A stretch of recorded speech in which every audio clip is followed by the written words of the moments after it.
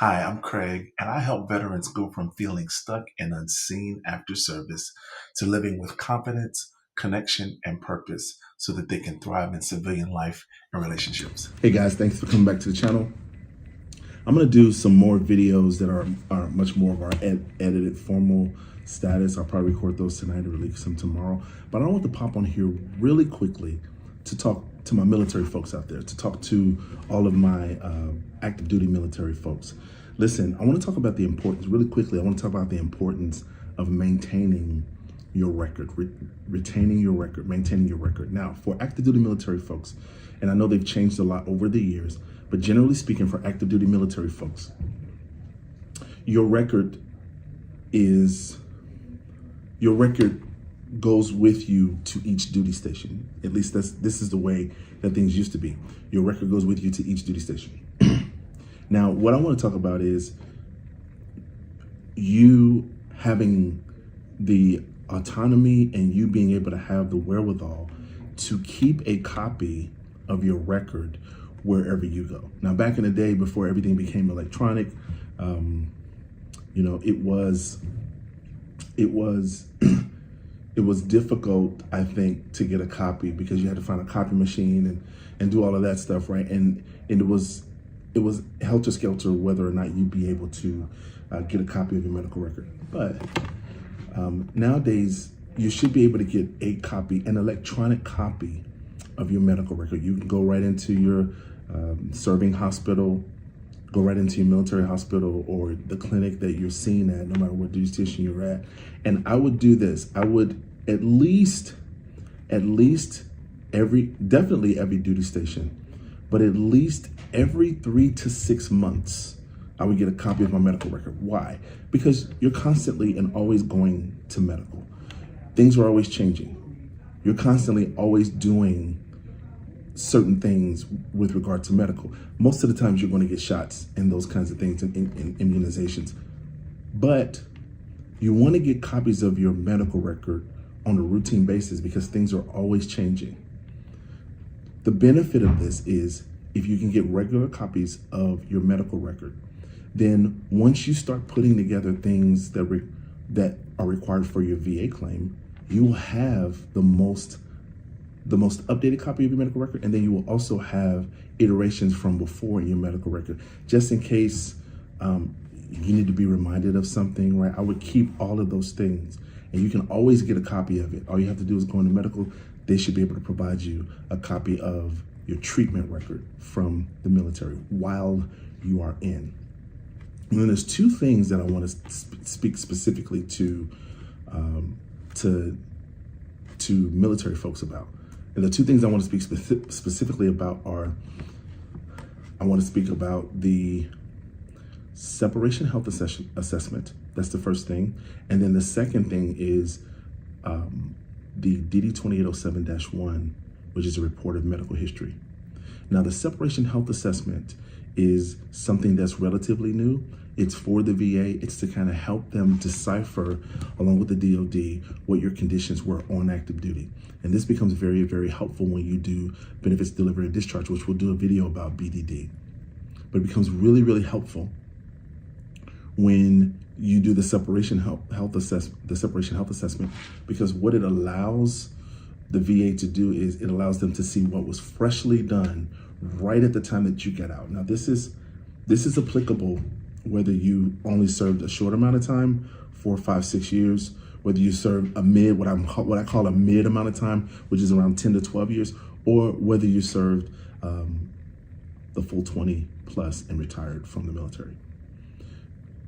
You want to get a separation health assessment, and actually, you don't have to wait for your command to do that. You can pull up an SHA, and I'll have a copy of an SHA or a link to where you can get one. You can pull up an SHA at any time to prepare for separation or for getting out or for retiring from the military. And what this does is it gets you in the mindset of the things that happened to you medically while you were in. So you want to be able to pull up the separation health assessment and routinely fill that out, because just as your medical circumstances evolve, your physical, mental, emotional, social situation evolves as well. Sailors, Marines, Coast Guardsmen, airmen, soldiers, we all go through different changes and transitions while we are in the military. Medically, specifically, but through all these different changes, and all of that matters when you get ready to submit your VA claim. So why not have all of that documentation readily available? And then also too, it reminds you, oh, wait a minute, I'm doing a separation health assessment right now to submit my VA claim, but there might be some things on here that I need to go back to medical for that I forgot. Okay, so that's the SHA. All right. The other document I want to talk about is the BDD2807-1. And I think this is definitely still being used in military circles. Still use the BDD2807-1. What this is a reported medical history. Now you will do one when you join. You may do a couple if it's officer sessions, right? Say you're going from being an enlisted person to an officer. You may do a DD Form 2807-1 for fitness of duty, medical fitness of duty for becoming an officer, or for special programs you might do it, right? If you're going special forces, or if you are going to embassy duty or something like that, you may do a DD Form 2807-1, right? It depends on the specific situation that is called for, which requires a DD 2807-1. But it's a report of medical history, and you're always going to do one before you get out. I'm saying to you that that document is also publicly available. And the way it looks, the way the DD Form 2807-1 looks is it basically has your name, all your personal information, your command, all of that at the top. And then it goes into if you've ever had any of these conditions. And it talks about diabetes or, broken limbs, or just a ton of different conditions. They do that at the beginning of your service to see if you medically qualify to get in the military. They do that to see if you medically qualify for certain programs in the military. And then they do it at the end of service to see, and what it specifically is, the way you do it at the end of service is it's supposed to be able to compare to your medical record and to when you began, right? So that the VA can have a clear picture of your medical history from start to finish. That's what it's designed to do. It's used at your final medical checkout. That's what the DD Form 2807-1 is used, reported medical history. It's used at your final checkout. So what I always tell my clients is, when you get to that final checkout, you wanna, and I say, sing like a bird. If there's ever been anything that's been wrong with you, this is your last opportunity, from headaches and migraines to foot pain, to knee pain, elbow, go through your whole body. And even if there's things that you didn't report beforehand, you want to report them at that last medical checkout, because you're sitting with the doctor and you're telling him everything that went on. There is even a block down there that says, we want you to explain the situations around whatever you checked in the box, right? And what I tell folks to do is, you also want to elaborate on any conditions not mentioned above that you may have been going through. Watch this. Check this out. You could take that separation health assessment that you filled out.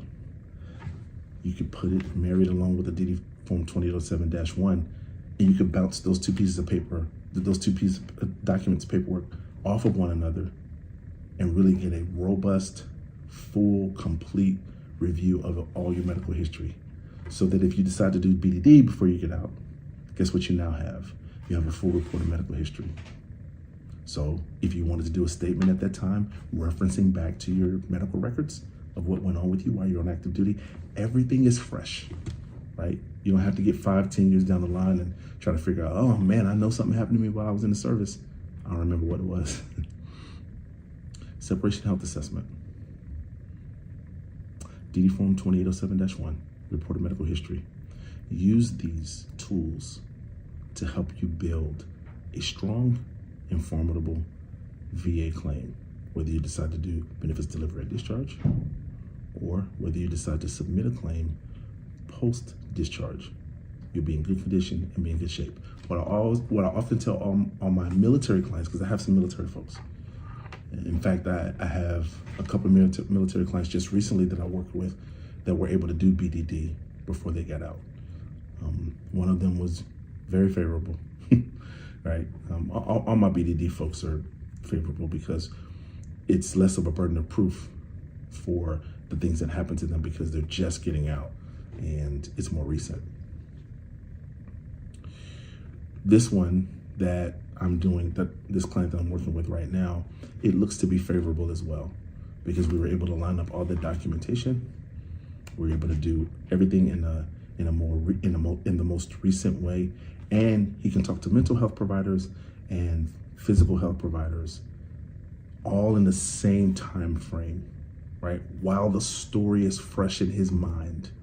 And we'll talk about narratives in another video and why it's so important how you narrate your conditions and how you tell your story. But when you're active duty, and thank you all for serving our country who are still active duty, you go all over the world on deployment. Some of you are forward deployed right now. Some of you are in some hard to reach places that you can't even talk about.